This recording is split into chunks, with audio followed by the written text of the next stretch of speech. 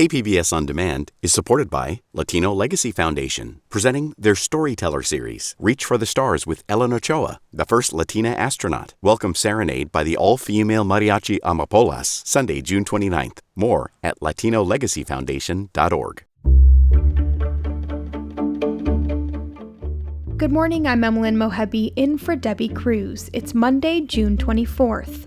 Funding for hotel vouchers has expired for flood victims. We'll have more on what's next for them, but first, let's do the headlines. The county's unemployment rate noticeably dropped last month compared to April. The rate decreased 0.5 percentage point to 3.6%. And the county is still performing better than the state, which is seeing 4.5% unemployment. Compared to this time last year, the county's rate wasn't too different at 3.3%. The county's Housing and Community Development Services is looking for input on its 5-year consolidated plan. The plan is an evaluation of all housing and community development needs in the county, especially in unincorporated areas, and serves as an official application for HUD funding. Each year, the department gets about $14 million in federal HUD funding for projects that support affordable housing and improve communities. The plan maps out goals for July 1st of next year through June 2030. Examples of projects funded in previous years include affordable housing, first-time homebuyer programs, building new sidewalks and accessible ramps, and food assistance. You can learn more at 2 in-person events this week. The first one is on Wednesday from 4 to 6 p.m. at the Alpine Library, and the next one is on Thursday from 3 to 5 p.m. at Casa de Oro Library in Spring Valley. There will be more in-person and virtual meetings through the end of July. You can learn more on the Engage San Diego County website. We can expect sunny San Diego weather this week. Today in the inland and mountain areas, temps will be in the mid-80s, and by the coast, it'll be in the high 70s. In the deserts, there's an excessive heat warning in effect until 8 p.m. on Thursday, where temps can reach up to 114 degrees. And don't forget, if you need a place to escape the heat, there are plenty of cool zones open throughout the county. To find a cool zone site closest to you, visit the county's website or call 211. From KPBS, you're listening to San Diego News Now. Stay with me for more of the local news you need. KPBS On Demand is supported by Splatero, helping homeowners pay off debt by offering streamlined access to your home's equity with no additional monthly payments or new debt. Splatero provides a lump sum payment in exchange for a share of your home's future value. Pre-qualification is available at splatero.com.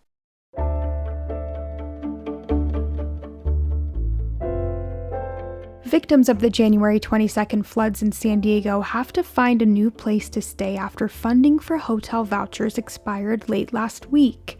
Metro reporter Andrew Bowen says some are already falling into homelessness.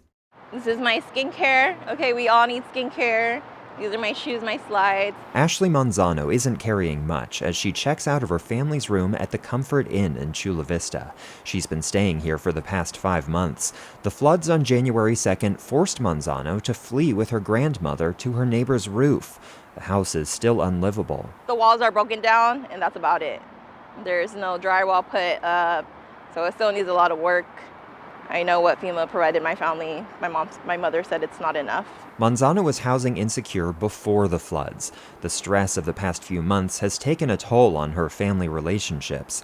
So she's going to be couch surfing with a friend 100 miles north in Ontario while she figures out her next move. So this is what it was, a good home, just knowing you're safe. But I feel like we weren't really fully rested, especially people whose family members, they passed away. They're still, not having to cope with that because they still have duties to do at home. The San Diego City Council recently voted to provide an extra $3 million in emergency assistance for flood victims. But faced with a brutal and unforgiving housing market, some are falling through the cracks. Andrew Bowen, KPBS News. Rents went down over the past year in the city of San Diego and some other parts of the region. How much they've dropped depends a lot on where you live. And reporter Katie Anastas says in some places, the rent went up. Some of the county's most expensive areas saw the biggest drops in rental costs over the last year.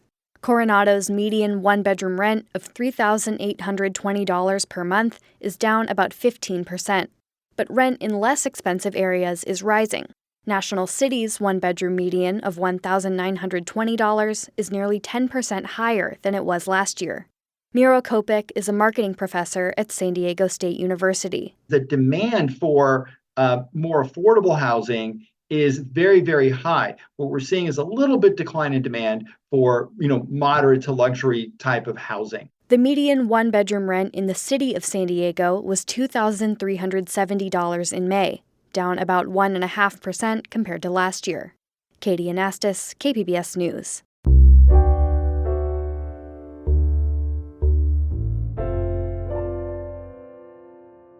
A 140 acres of lush pastoral land sit tucked in the city of Vista, and until recently, many people didn't even know it existed until a large portion of that land went up for sale. Some of the potential buyers want to use the property to help those facing mental health issues and homelessness. But reporter Tanya Thorne tells us the proposed sale worries some who already provide services at the site. Just off Sycamore Avenue and not far from a busy shopping center, you'll find Green Oak Ranch. They call themselves a retreat, but it's more than that. We operate a camp and retreat center, an RV park for low-income residents of Vista, and a drug and alcohol recovery program. Hannah Gailey is the executive director of Green Oak Ranch Ministry, the organization that's been leasing the ranch for 74 years. At a cost of $1 a year. But a large part of the property is now up for sale, 110 out of 140 acres. The section for sale includes the RV park, where Karen Allison lives. So we've lived here for 8 years, my husband and I with our 3 children, and we came here as a solution out of homelessness. Green Oak Ranch Ministries offered Allison and her family a FEMA trailer. It started as a rental agreement and then turned into a rent-to-own opportunity. So now we own the trailer, and we don't have a vehicle strong enough to pull it, but it's ours technically. It was a safe haven, Allison says, her family needed coming out of homelessness. So the first thing that we cherished moving into a trailer, even though it's still really not big enough housing for a family of 5, the first thing that we cherished was the privacy. Because anybody who's ever had to spend some time in a homeless shelter knows that that's not really one of the things that you're afforded there. And they're not the only ones. There are about 30 families in the RV park who come from similar situations. We now pay a $1,000 site fee.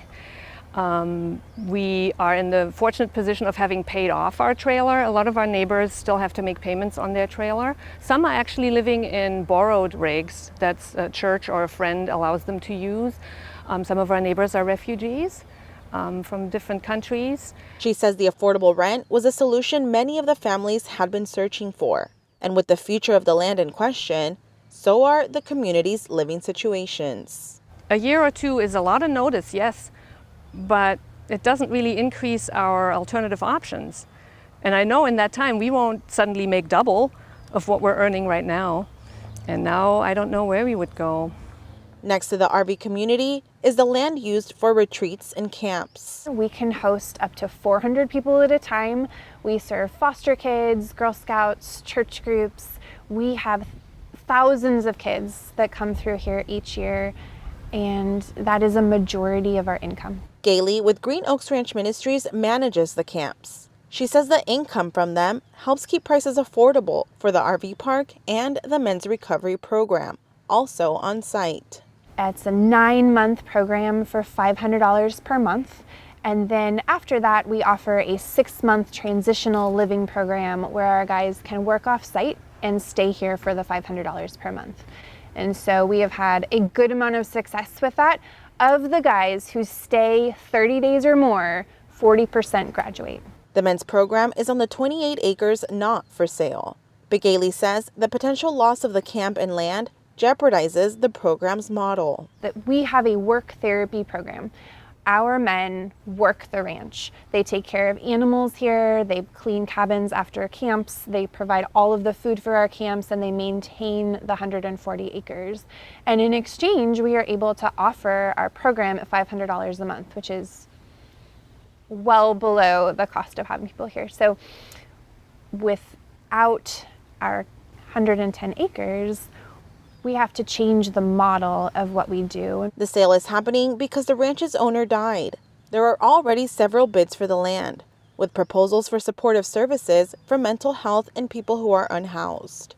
Karen Allison sees a contradiction in the plans. It is ironic to come in and say we want to use the ranch and expand the vision of serving the homeless population. And as part of that, these people have to go and lose their home. We would be made homeless over this. We'll have more on what the proposals look like tomorrow. Tanya Thorne, KPBS News.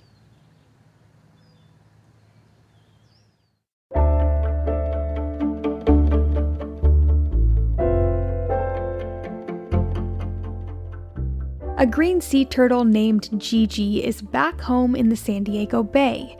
SeaWorld released her there late last week. SciTech reporter Thomas Fudge says it was a year after she was found floating in the bay.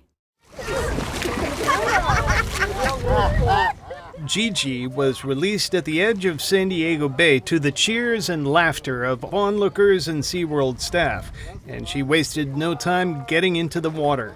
The bay is Gigi's old home, as it's home to about 60 green sea turtles. Gigi is missing her left front flipper, but Jenny Smith of SeaWorld says she was rescued by marine biologists because she was floating on the surface in a way that looked like trouble. She was very buoyant, and sea turtles need to dive to find their food source. So we found that she was just gassy. The gas that was trapped in her intestinal tract was causing her buoyancy and making it hard to dive. Smith says they had several methods of treatment, which included taking her for a drive on a bumpy road. Thomas Fudge, KPBS News. What a cute story. I hope I get to see Gigi one day out in the bay. Well, that is it for the podcast today. As always, you can find more San Diego news online at kpbs.org. Join me again tomorrow for the day's top stories. I'm Emmeline Mohabi. Thanks for listening. Have a great Monday, and I hope you are having a great start to your week.